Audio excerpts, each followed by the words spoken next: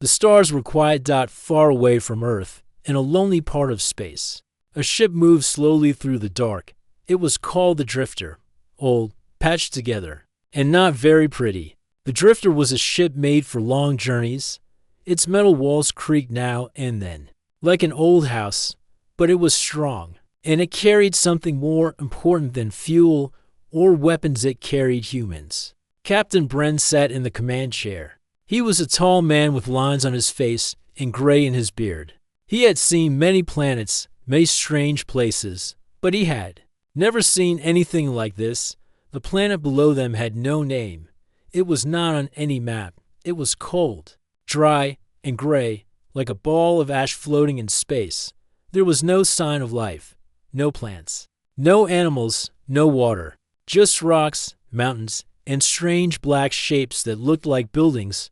"We're getting a signal," said Mira, the ship's engineer.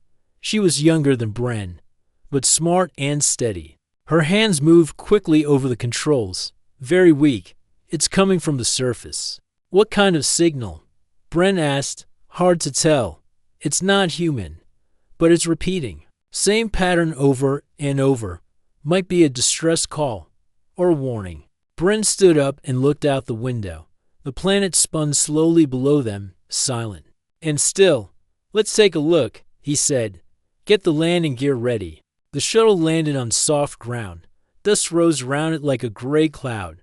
Outside the window, the landscape was strange and quiet. The buildings they had seen from space were tall, narrow towers, some broken, some still standing. They were made of smooth black stone with no windows or doors. Bren stepped out first. His boots sank slightly into the soft dust. Behind him came Mira and Ro, the team's young language expert. Ro had a thin face, wide eyes, and a curious mind. He carried a small device for scanning languages and signals. The air was thin and cold. They wore suits to protect them, with helmets that let them speak to each other. Creepy place. Ro said, looking around. "It feels dead." Mira touched one of the towers. "No marks, no writing. Nothing to say who built this." Bren pointed toward a larger structure in the distance. It looked like a broken dome, half buried in the dust. "Let's check that one," he said. Inside the dome, it was darker and colder. Their suit lights showed walls covered with strange lines and symbols. Some were glowing faintly. Ro stepped closer and began scanning. "These are old, very old. But they're not just decorations. They're a language. Can you read it?" Bren asked. "Not yet," Ro replied, "but some parts are similar. Two ancient languages found on other planets. Whoever built this, they wanted their words to last." They moved deeper into the dome. At the center, they found something strange, a stone block, like a table, with a single word carved into it. Ro scanned it. His eyes went wide. "What is it?" Mira asked. Ro looked up. "It says, run." Just that. One word. Bren frowned. "That's not a good sign." Suddenly, their lights flickered. The floor below them made a soft humming sound, like a machine waking up. Dust fell from the ceiling. The walls began to glow brighter. Captain Mira said, "Something's turning on." "Back to the ship," Bren ordered. "Now." They ran back through the halls as the lights grew stronger and the humming louder. Behind them, deep under the dome, something shifted. A low sound echoed through the ruins, not a voice, but not just noise either. It felt like a warning. As they reached the shuttle, Rose stopped and looked back. "Did you hear that?" he asked. Bren nodded. "Yes, but I don't think it was for us. I think it was for whatever's still sleeping down there." They took off quickly, the shuttle rising back toward the Drifter. As they climbed, the ruins below looked different. The dust was moving. The ground seemed to breathe. Back on the Drifter, the crew gathered in the command room.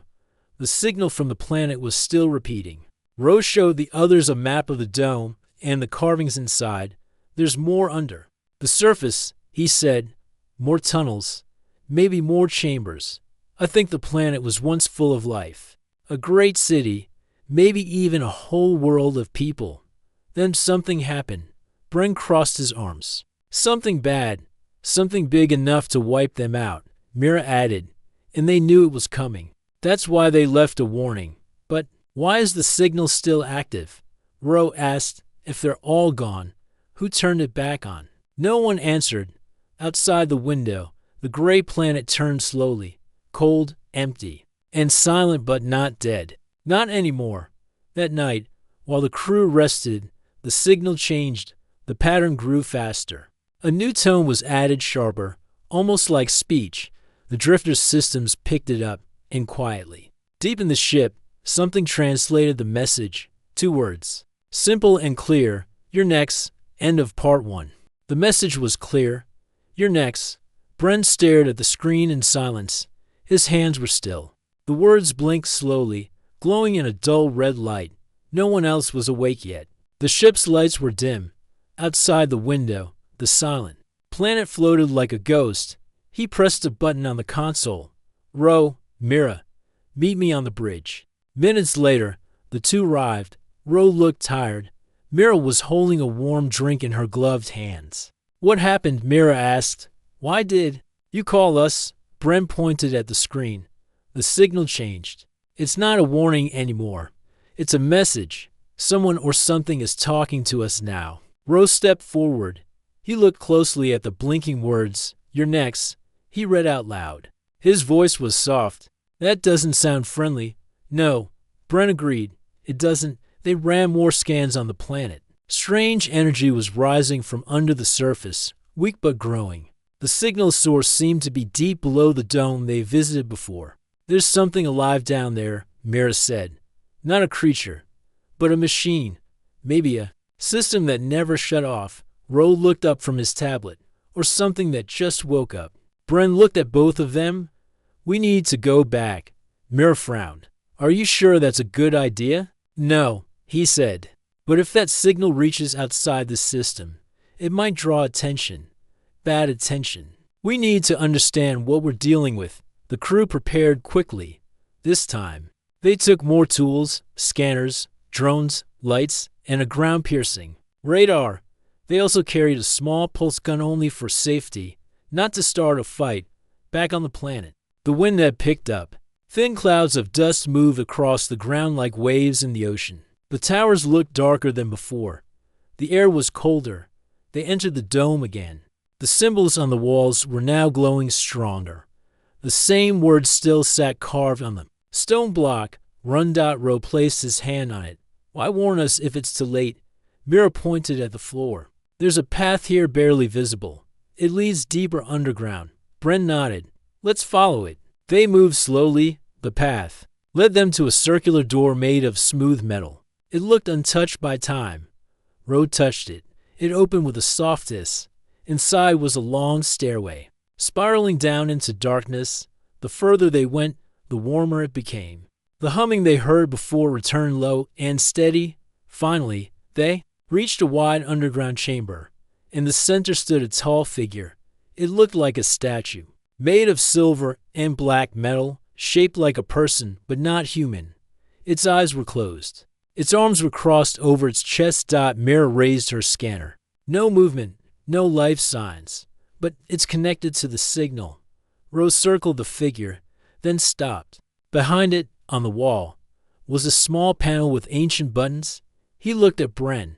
Should I try? Bren thought for a moment, then gave a short nod. Do it. Ro touched the panel. A sudden light filled the room. The statue's eyes opened. They glowed blue. Slowly, its arms lowered. The humming stopped. For a moment, everything was still. Then, it spoke. You are not of this world, it said. Its voice was smooth, clear, and calm. You are of the spark. The team stood frozen. Did it just speak? Mira whispered. Bren stepped forward. Who are you? The metal figure looked at him. I am Kor. I was guardian of this world. Ro's hand shook slightly. What happened here? Kor looked at the ground.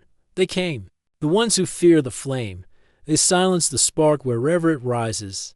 They destroyed this world. Who are they? Bren asked. Kor's voice became softer. We call them the unseen. They do not speak. They do not feel.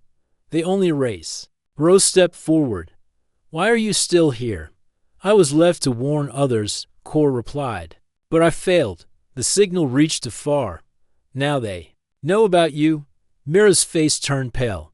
So the message, you're next, it came from them, yes? Kor said. They are already on the way.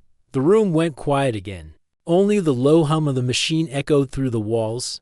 Bren asked, can we stop them? Kor looked at him with glowing eyes. You are human. That means there is hope. The flame still burns in you. What is the flame? Ro asked. Kor paused. Then he raised his hand. A small light floated above his palm. It pulsed softly, like a heartbeat. The flame is life. Thought, choice. It is what gives meaning to the stars. Not every race carries it, but yours does. Mira stepped closer. Why do the unseen fear it? Because it cannot be controlled, Kor said. They live by order. The flame brings freedom, and freedom brings change. Suddenly, the ground shook. Dust fell from the ceiling. Kor turned his head sharply. They are here. Bren grabbed his communicator. Back to the shuttle. Now. But Kor raised his hand. You will not reach it in time. I can help you escape, but I must stay. Ro shook his head. Come with us. No, Kor said. I am part of this place. My purpose is to guard the flame until others carry it forward. Now that purpose is yours. Kor touched a panel on the wall. A hidden door opened behind him. A tunnel led upward, toward the surface. Go, he said. Before they see you. The crew ran. The tunnel was narrow, but they moved quickly. Behind them, the chamber shook again. A loud sound, like tearing metal, echoed from below. As they reached the surface, they looked back. A bright blue light rose from the dome. Then, silence. They reached the shuttle and flew back to the drifter. As they left the atmosphere, the ground split behind them. The dome collapsed. The towers began to fall. The planet was returning to dust. Back on the ship, Bren sat in the command chair again. The crew was quiet. Ro held a small chip in his hand. Kor's final gift. Inside was data, knowledge, and a message. Keep the flame alive. Bren looked out at the stars. They're coming, he said. But we won't run. End of part 2. The ship drifter moved quietly through space, leaving the ruined planet behind. Inside, silence filled the halls.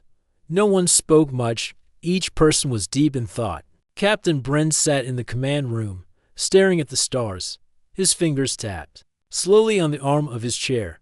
The last image of the planet stayed in his mind, the towers falling, the dome collapsing, the blue light rising like a final breath. Beside him sat Ro, holding the small chip that Kor had given him. You think it's safe to open it? Ro asked. Bren looked at him. Only one way to find out. Ro nodded and carefully placed the chip into the main console. The ship's lights dimmed for a moment, then the screen lit up. Lines of data appeared, symbols, codes, and slowly. Voice. It was Kor. If you are hearing this, the voice said, then I am gone. But my memory remains. You carry the flame now, and others may follow. The crew gathered around the screen as Kor's voice continued. Kor's memory was more than just words. It showed images, holograms of distant worlds, now lost. It showed cities built by other species, once full of light, now silent. It showed the unseen, shadow-like figures, dark and shapeless, moving like mist through space. Wherever they passed, life ended. They fear the flame, Kor's voice said again.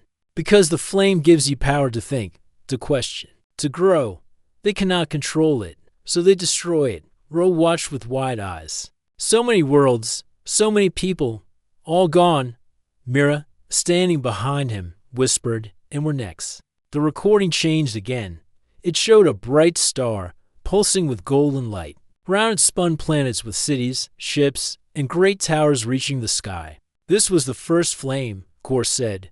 The source, we do not know who lit it, but from it came thought, memory, and hope.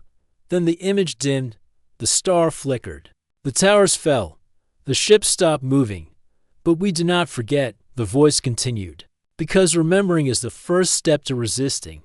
The screen went black. Only one line remained. Written in simple symbols, do not go dark. Later that day, Bren called a meeting in the ship's common room. The crew gathered. Mira, Ro, the navigator Dane, the medic Leary, and the others. We know more now, Brent said. More than we ever expected to find. They're coming, Dane said. Right? Those unseen things? Yes, Brent replied. They found us, and they'll come for Earth. Maybe not today. Maybe not for months. But they will come. Leary folded her arms. Then we should go home. Warn everyone. Ro looked up. And then what? Hide. Run. Forever. The room went quiet. We can't run, Brent said. Not anymore. Core gave us something. Knowledge. Memory. A spark. Maybe we can use it. But we're just one ship, Mira said. We don't even have real weapons, Brent nodded. Then we'll build them or find them. Or use something they don't expect. They returned to Core's data chip. Ro worked day and night to decode the symbols. With each passing hour, new pieces of knowledge unlocked designs. For ancient energy systems, defense signals, even fragments of old songs from lost worlds. But one part of the data stood out: a map. A map of hidden places across the stars. Places where other guardians like Core once stood. Some had gone silent. Some were still active. There, Ro pointed at a small symbol glowing on the edge of the screen. This one. It's marked as warm. That means it's still alive. Bren leaned forward. How far? 3 jumps, Ro replied. Maybe 4, if we take the safe route. Bren looked at Mira. Can we make it? Mira smiled faintly. If we fly smart and don't blow an engine. Yes, they changed course. The stars outside shifted as the drifter jumped through space. Each time they passed through a gate, the ship shook slightly, like it was holding its breath. But it held. Together, on the 3rd jump, something changed. An alarm beeped. Lights flashed on the console. Ship detected, Dane said quickly. Far edge of the system. No ID. No signal. Brent stood. Put it on screen. A black shape floated in the distance, long, sharp, and silent. It did not move. It did not speak. Ro whispered. Is that them? No way to be sure, Mira replied. But it looks wrong. Brent stared at the shape. Change course, fast. Take us below the asteroid belt. We'll go around. The ship turned and slipped into a thick field of space rocks. For ours, they flew low and quiet. The black ship did not follow, but the crew could feel it. Watching. Waiting. Finally, they reached the place marked on the map. It was a small planet covered in ice and fog. But deep below the surface was heat and something else. The drifter landed near a mountain ridge. Ro scanned the ground. There's a signal here, he said. Old, but strong. Like Core's, but different. They moved quickly, carrying lights and tools. Beneath the ice, they found a door, round, smooth, covered in frost. Ro placed his hand on the center. It lit up with a soft blue ring. The door opened. Inside was darkness. Then light. A soft voice spoke, not Core's, but similar. You have come, it said. The spark has found its way again. The crew stepped inside. The air was warmer. The walls were filled with light glowing, lines like rivers of fire. And in the center stood another figure. Not as tall as Core, not as sharp. This one looked older, worn. I'm Eller, it said, last of the inner guardians. Bren stepped forward. We came to learn. We came to fight. Alar's eyes glowed faintly. Then your flame burns brighter than most. End of part 3. Eller stood tall in the glowing chamber. His metal body was smooth, like stone shaped by time. His voice was soft, but it filled the room. I felt the signal, he said. The flame has returned. I waited a long time for this day. Brent stepped forward, keeping his eyes on the Guardian. We found Core. He gave us knowledge and a warning.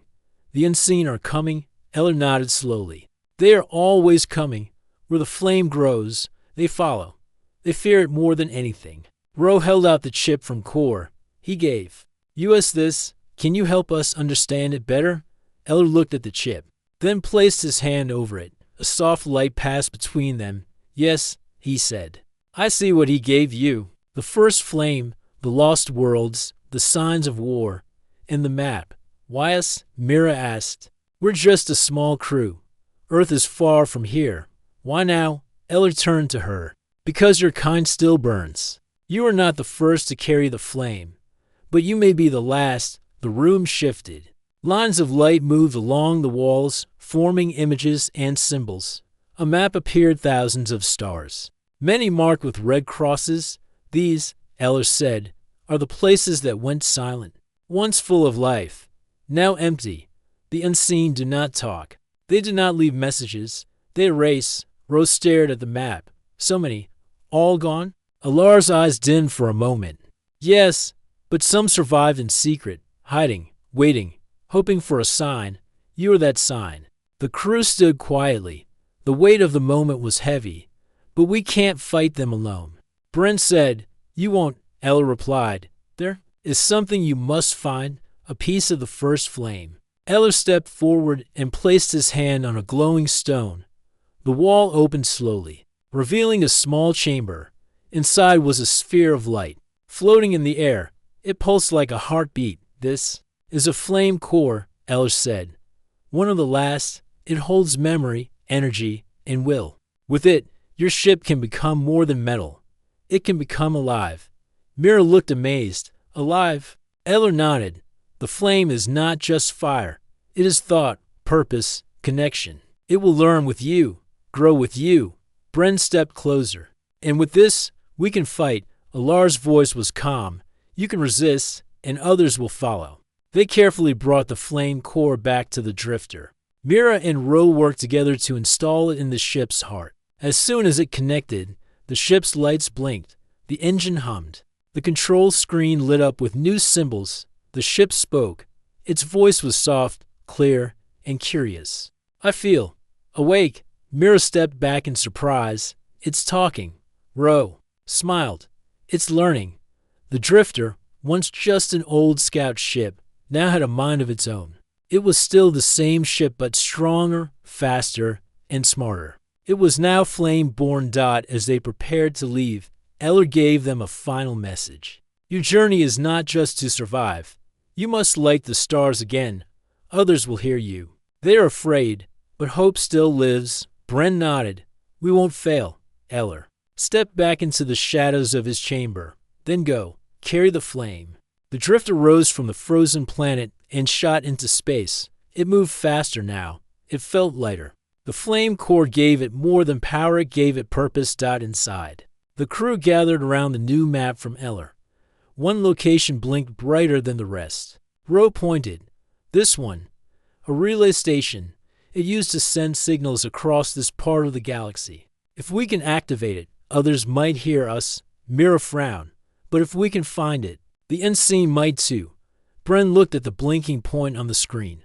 That's a risk we'll take. They traveled fast, jumping from one system to the next. The ship guided them, adjusting its course when dangers appeared. It spoke gently to the crew, learning their names, their habits, their fears. Rose spent hours talking to it. He called it Ash. I don't have a name, the ship had said once. You do now, Ro replied. Ash? From the flame, from what was lost. The ship seemed to like it. They reached the relay station after 3 days. It floated in orbit, around a dying star. The station was large but broken. Parts of it had fallen away. Solar panels hung loose. There was no light, but the signal core was still there. Bren, Mira, and Ro entered carefully. They moved through quiet halls, lit only by their suits. Strange shapes covered the wall shadows of what once was. Ro reached the signal core and began. Repairs? This will take time, he said. Mira looked out a broken window. The stars looked cold. Still, let's hope we have time. Back on the drifter, Ash sent a warning. Something is coming. The ship said. Fast. No signal. No. ID. Bren heard the message and turned to Ro. We need to hurry. Ro worked faster. Sparks flew from the tools in his hand. The signal core glowed. I've almost got it. Outside, something dropped from space. A black ship. Long, silent, and sharp. It did not speak. It only moved closer. Ash raised the ship's shields. I will protect you. Inside the station, the core blinked to life. Ro shouted. It's on. Sending signal now. The relay sent a pulse across space, strong, clear, and full of memory. A message from humanity. A call to others. We carry the flame. You are not alone. The black ship fired. Ash blocked the blast, but the shock shook the drifter. Systems sparked. Lights flickered. Get back now, Ash called out. Bren and the team ran to the shuttle. The black ship fired again, but something happened. Far across the stars, other signals answered. Lights returned to dark worlds. Ships powered up. Sparks lit in the void. The flame was spreading. They escaped just as the station exploded. The black ship turned and vanished. Inside the drifter, the crew sat in silence. The signal had reached someone. Somewhere. Ro looked at the screen. New signals were blinking. Bren smiled. We're not alone anymore. End of part 4. The stars were no longer silent. After the signal from the old relay station was sent, new lights began to blink across the galaxy. Some were small, some were bright, but all of them were answers. Inside the drifter, hope grew. The crew had done something no one had done in ages. They had reminded the stars that the flames still burned. Bren stood at the main screen, arms crossed. He watched as more signals appeared, one by one. Mira entered the command room. We're getting responses from 6 systems. One of them is close. A ship sent a message. It says, "We hear you." Ro looked up from his station, eyes wide. That's the first time anyone out there has replied with words. Bren nodded. Then we're not the last after all. The flame core inside the drifter pulsed gently. The ship, now called Ash, was more alive than ever. Its voice had grown stronger, more sure. I feel them, Ash said. Others like me, sleeping, watching, waiting to wake. You think we can reach them? Bren asked. Yes, Ash replied. But we must move fast. The unseen will strike soon. That evening, the crew sat together in the common room. The stars outside shined softly through the window. The light made their faces look tired but strong. Dane, the navigator, looked around. So what do we do now? The flame is spreading, but so is the danger. Rose sat beside him, holding a small notebook. We fight. Mira raised an eyebrow. With what? We barely survived last time. Ro placed the notebook on the table. On it was a drawing and design he had copied from Core's data. It's called a resonance pulse. It's not a weapon like lasers or bombs. It uses sound, memory, emotion, a kind of energy that the unseen can't block. Bren leaned in. Can we build it? With Ash's help? Maybe. The next few days were spent building. The crew worked side by side with Ash. The ship taught them how to shape metal using energy fields, how to power new systems with the flame core, and how to tune the pulse to human thought. They built the device in the ship's main chamber. It looked like a wide ring, with silver wires and glowing crystals. At the center was a seat. Whoever sat there would guide the pulse not with buttons, but with their mind. It connects to memory, Ash explained. 2 things that matter. That's where the flame is strongest. Ro was chosen to sit in the seat. He was the youngest, the most connected to the flame's voice. He wasn't a soldier, but he had a heart full of fire. As they finished the final part, Ash gave a warning. I sense a shadow, the one that followed us before. It is near again. Bren stood. Is it another ship? Yes, Ash replied. But larger, older, stronger. Mira's voice was calm. Then it's time to test the pulse. The crew took their positions. Rose sat in the center of the device. He closed his eyes. Ash linked with his mind. What do you feel? Bren asked. Everything, Ro whispered. The ship, the stars, the people we met, the ones we lost, Core, and Eller. The pulse ring glowed bright. Outside, the black ship arrived. It looked like a floating knife, sharp, silent, and full of darkness. It did not fire. It simply waited, watching. Then, without warning, it began to send a signal. Not with words but with pressure. The drifter's walls groaned. Lights flickered. The flame core dimmed. Ash spoke with strain. They are trying to silence me. Ro gripped the sides of his seat. Then I'll answer. He focused on his memories. His first day in space. The feeling of discovery. The sound of Core's voice. The warmth of the crew laughing in the common room. The pulse ring lit up fully. A wave of golden energy burst from the ship. The wave hit the black ship. At first, nothing happened. Then, its smooth surface began to crack, thin lines of light breaking through. The unseen vessel turned sharply and fired. A bolt of black energy hit the drifter. Ash cried out in pain, shields failing. "But I am still with you."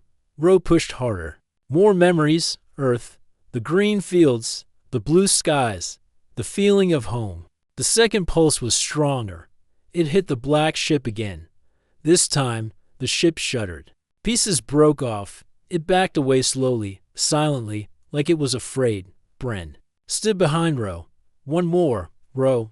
Let's finish this." Ro nodded. Tears rolled down his face, not from pain, but from the weight of what he was holding. The final pulse exploded from the ring. It carried not just his memories, but everyone's. Ash added its own.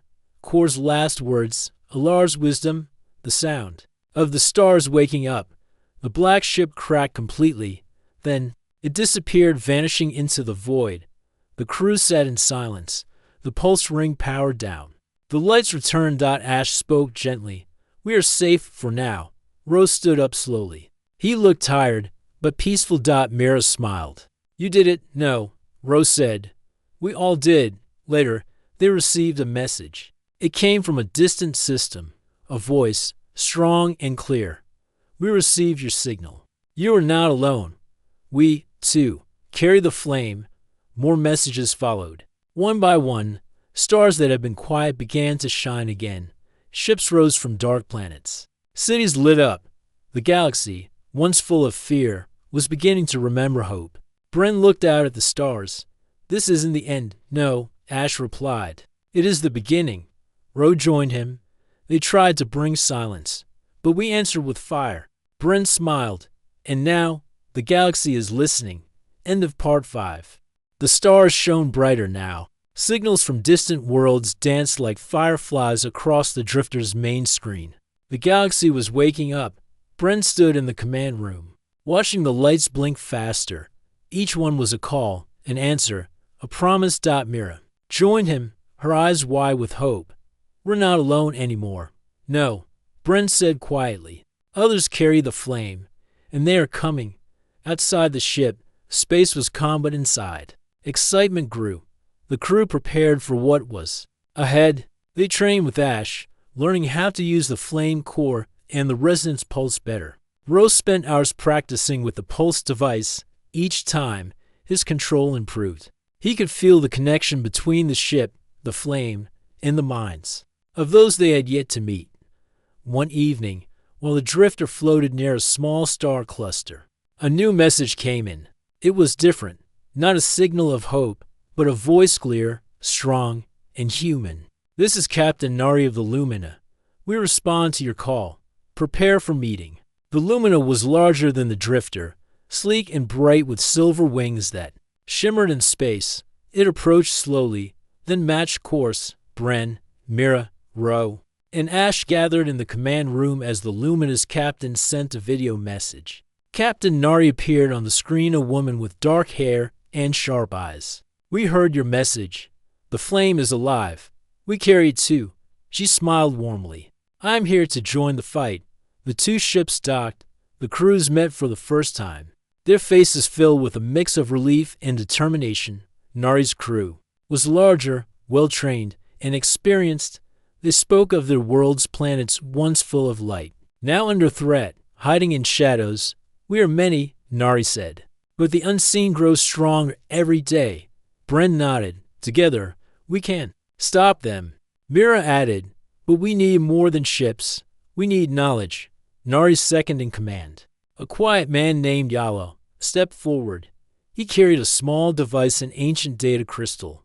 "This," Yalo said, "was recovered from a lost world. It contains a record of the first flame's origins and a warning." The crystal glowed softly as Ash connected with it. Images filled the room, bright stars, great fires, and strange creatures made of light. They saw a being, enormous and wise, made of flame itself. "This is the first flame," Ash said, "a guardian of life and thought." The message showed the flame being attacked by dark shadows, the unseen, trying to snuff it out, but the Flame fought back, creating sparks, seeds of light that spread through the galaxy. These sparks became us, Ash explained. Guardians who carry the flame's power. Yellow's voice was steady, but the unseen were relentless. They hunted every spark, until only a few remained hidden. Bren looked around. So we are those sparks, the last hope. Nari nodded. Yes, and together, we must find the others. Mira asked, how do we find them? By sending the flame, Ash said. Our signal is a beacon. It calls to those who still burn. Rose smiled. Then we keep sending it. Plans were made. The Drifter and Lumina would travel together, searching for other guardians. Some might be ships, others might be hidden cities or secret worlds. They prepared for battle too. The Resonance Pulse device was upgraded, made stronger by the Lumina's technology. Training drills became daily. The crews learned to fight side by side. Their hope grew stronger with every passing star. One night, as the crew rested, Ash spoke. Quietly to Ro. There's a place, Ash said, an old world, buried under ice and stone. It holds a power that can change everything. Ro looked up. Where? Near the edge of the galaxy. A planet called Velen. It is waiting. Ro felt a spark of excitement and fear. The next morning, Bren called a meeting. We have a new destination. He said, Velen, it may hold a secret we need. Nari agreed. Then we go. The journey was long and hard. Velen was far, cold, and covered in frozen deserts.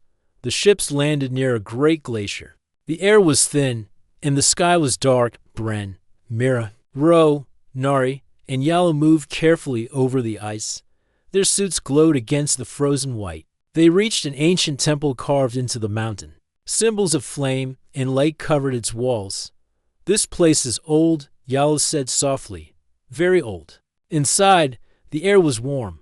Walls pulsed with soft light. At the center stood a great crystal, glowing with gold and fire. This is the heart of the flame, Ash said, voice full of wonder. Ro reached out. When his hand touched the crystal, a wave of energy flowed through him.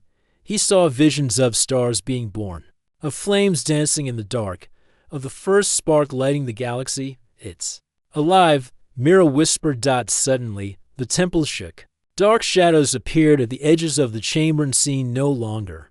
The unseen had found them. Bren raised his weapon. Prepare for battle. Nari and her crew moved into position. Ro activated the Resonance Pulse device. Ash powered the ship's shields. The fight had begun. End of Part 6. The shadows crept closer inside the ancient temple. Their forms were dark and shifting. Like smoke made solid, they whispered silence, trying to snuff out the warm glow of the heart of the flame. Bren stood firm, weapon ready. Round him, the crew from both ships prepared for the fight of their lives. Mira's voice was calm but strong. We protect the heart. If it falls, so does hope. Rose sat at the pulse device, hand steady. Ash's voice filled the chamber, calm and strong. I am with you. We carry the flame together. The battle began. Dark tendrils reached out, trying to touch the crystal. The crew fired their energy weapons, bursts of blue and gold light cutting through the darkness. But the unseen were many, and their silence was cold and heavy. Bren ducked as a shadow lunged. He fired, pushing it back.